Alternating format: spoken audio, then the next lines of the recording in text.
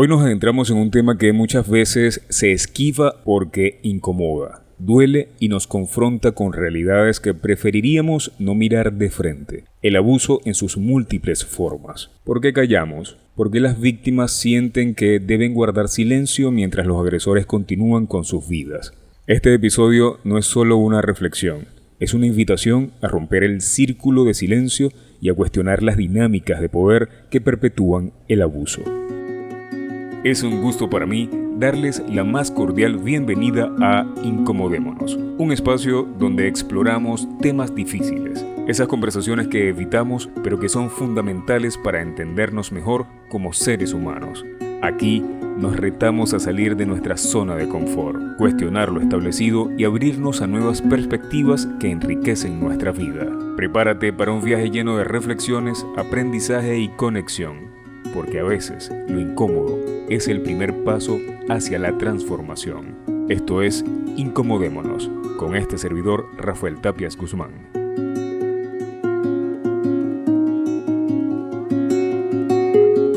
El preludio. ¿Qué entendemos por abuso? Cuando hablamos de abuso, muchas veces pensamos solo en actos extremos, pero el abuso es una escalera con muchos escalones. Puede ser físico, como la violencia o el acoso, psicológico a través de manipulación, chantajes o gaslighting, incluso sistémico, cuando las instituciones encubren o minimizan las experiencias de las víctimas. Michel Foucault, filósofo francés, hablaba del poder como algo que no solo se ejerce directamente, sino que también se infiltra en nuestras relaciones, en cómo hablamos y cómo pensamos. Por eso, el abuso no siempre es visible. A menudo se disfraza de normalidad, entre comillas, lo que lo hace aún más difícil de identificar y confrontar. Acto 1. El miedo al silencio. ¿Por qué no hablamos? Hablar de abuso no es sencillo, y el silencio de las víctimas no debe interpretarse como complicidad, sino como una respuesta al miedo y a la violencia. Existen varias razones por lo que las personas callan. Primero, el miedo al juicio. ¿Qué dirán de mí si lo cuento? Un segundo motivo es la culpabilidad. Muchas víctimas cargan con el peso de sentir que lo que les pasó es su culpa. Y en tercer lugar, la revictimización. En lugar de recibir apoyo, quienes hablan suelen enfrentar preguntas como ¿por qué estabas allí? ¿O qué estabas usando? ¿Cómo se te ocurre estar a esas horas en esa zona? Aquí entra lo que la socióloga Judy Herman llama el doble trauma, el abuso en sí mismo y la respuesta social que lo niega o lo minimiza. Además, el silencio está reforzado por la cultura del poder. En muchos casos, los abusadores tienen posiciones de influencia y cuentan con mecanismos para silenciar a quienes buscan denunciar. Acto 2. La cultura de la victimización.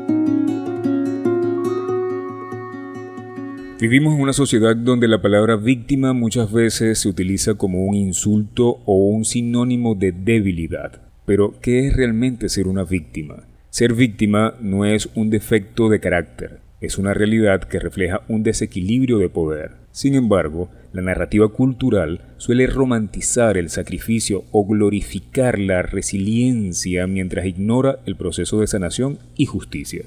Aquí es importante traer el concepto de cultura de la impunidad. Esta cultura opera en todos los niveles, en las familias donde el abuso se oculta para proteger la reputación, en las instituciones que priorizan su imagen sobre el bienestar de las personas afectadas y en una sociedad que normaliza el abuso a través de bromas, canciones o comportamientos aceptados.